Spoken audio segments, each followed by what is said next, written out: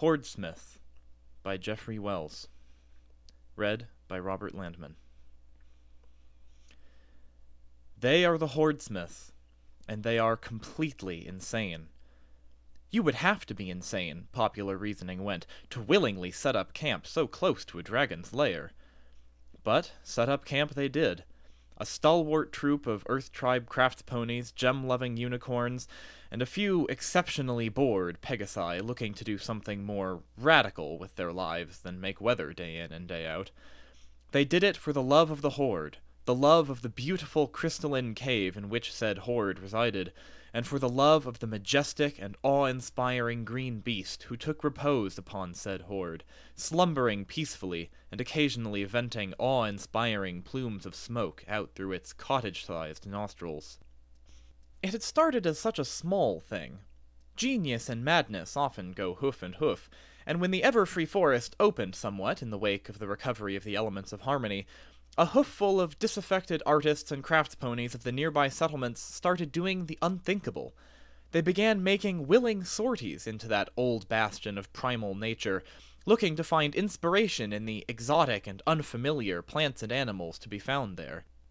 And yes, some of them were turned to stone by cockatrices, and yes, some of them were eaten by timberwolves, and yes, some of them had their fundamental biology shuffled completely around by the innocuous blue flowers that grew in great lake-like patches in the shadows beneath the canopy of the forest's gnarled trees. But they were crazy, and they were artists, and since in many of the communities they hailed from the two terms were largely regarded as synonymous, they found a certain charm in being part of a fellowship of individuals sharing the same mind, even if that mind were, well, a little unbalanced. The occasional horrific casualty was a trivial thing in comparison. Craziest among these ponies were the Hoardsmiths, the ponies that delved deep into the forest, found the dragon's cave located deep within its heart, and never came out again. One might suspect, understandably so, that they had been devoured by the dragon itself, but this was not the case. In fact, they were devoured in quite a different way, by the wonder of what they found there. The dragon of Everfree had accrued a mighty hoard over the course of its long life. Mountains of gold coins, seas of gemstones, priceless objets d'art from long-lost and long-forgotten masters of previous pony generations. The hoard was an overwhelming thing, a terrible thing, a thing of brain-melting beauty and splendor. Some of the ponies who saw it, many of whom would later become Hoardsmiths, saw in it a completion of sorts, the filling of a missing piece within themselves that many hadn't even fully realized was missing. So great was the rapture of many of these ponies that they vowed to set up camp outside the cave, just so that they could look at the contents of the cave every day that remained to them. They would graze on wild plants, drink from deep-water pools and fresh springs, and live in makeshift shanties constructed outside the cave mouth. Anything to be closer to the Horde that gave their lives a little more joy and a little more meaning. But, as noted, they were artists. An artist cannot be satisfied for long merely in the act of gazing upon a thing. She must create in response to it. And so the day soon came when the maddest and most adventurous of the camper ponies delved into the cave on her daily pilgrimage. But this time, she emerged with a single gold ingot, literally stolen from beneath the nose of the sleeping dragon. It was an audacious move, but this particular unicorn pony, whose name was, inevitably, Goldie, was a driven one. In her former life, she had been a prodigiously skilled maker of gold statuary. Her family had actually encouraged her to take up the trade professionally, but she found no particular artistic joy in it, and had settled into a career in chartered accountancy instead, only occasionally whipping out the odd beautiful statue when she could find the time. All that changed with her discovery of the Horde.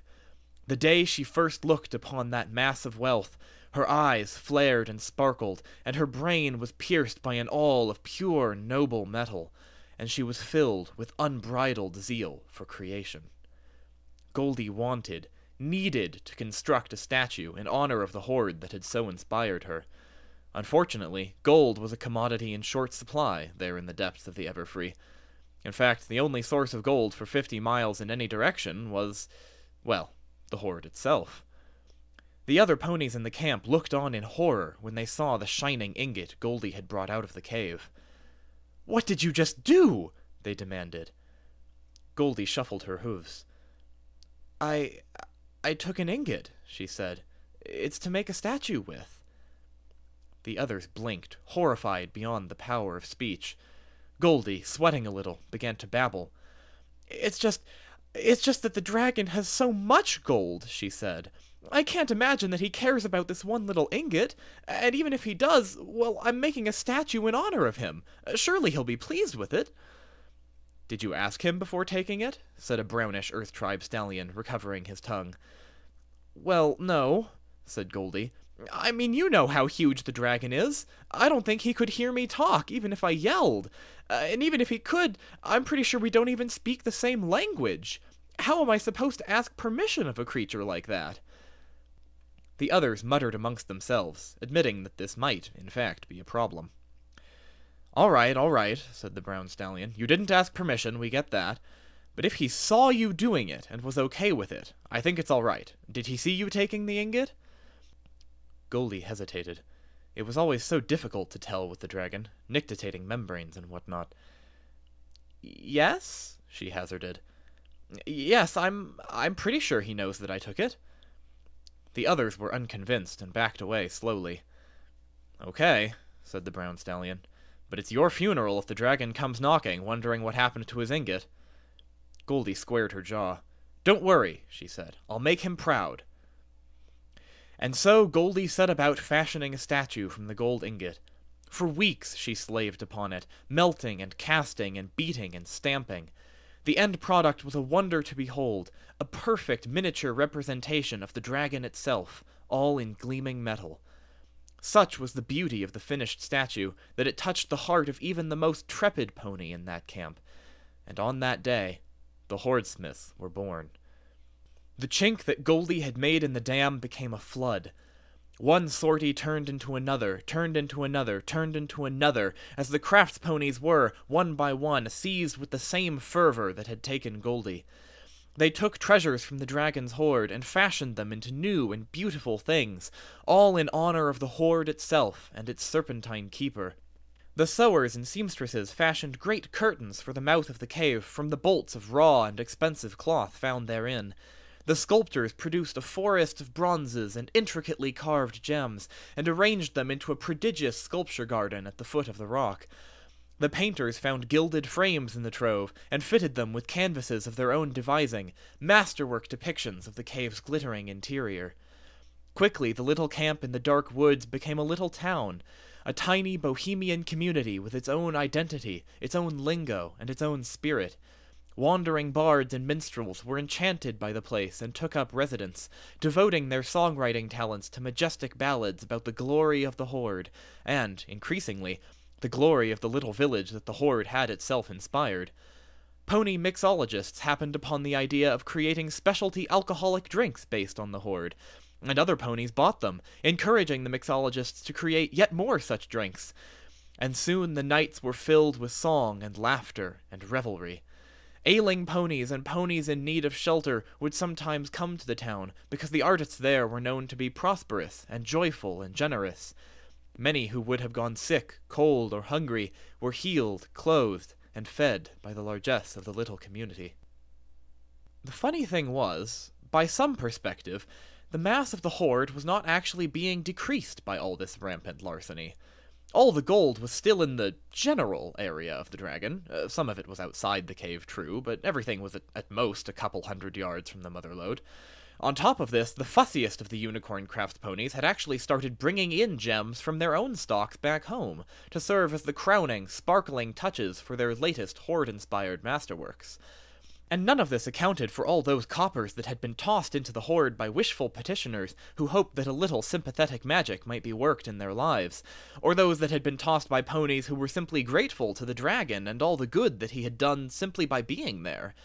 The dragon and his Horde had changed all of their lives for the better. And so the day came when a group of skilled crafts ponies, who could easily have been making their living elsewhere in Equestria with their talents, decided to construct a grand and monumental sculpture of celebration inside the dragon's lair. A scale model of the entire cave, cast in solid platinum. It would, yes, require them to lift quite a bit of raw platinum from the hoard, but hardly any pony even batted an eye at that sort of thing at this point. Not every pony was particularly jazzed about the sculpture itself. Some would have preferred to see gold instead of platinum. Others weren't all that into scale models. But whatever the opinion on the piece itself was, it was generally regarded as a thing of scope and wonder, and it made the ponies of the little town happy to contemplate it. For several years, the craft ponies slaved over the thing, making sure to get every last detail just right. All their craft ponyship was to be presented free for the good of the community, for all to enjoy. Never mind that they could have charged admission to see the replica cave and likely made a fortune off of it. They were driven nigh exclusively by their love. News spread to the surrounding communities about the beautiful masterwork being prepared by the crazy ponies out in the forest, and it attracted the attention of many outside the circle of Hoardsmiths. These newcomers ventured into the dragon's cave to look at it, and though there were some exceptions, most of those who saw the work in progress were pleased and awed and delighted at this marvel of pony hoofwork. On the eve of the unveiling of the celebratory sculpture, the dragon shifted in its sleep, hauled the entire piece back into its hoard, and buried it out of sight, much as you or I would fold and adjust a pillow. It did not seem to particularly even wake in doing so. A mood fell over the little community that evening. In the many cider houses that had sprung up within the Bohemian village, you would invariably hear some variation of the following exchange, lasting deep into the night.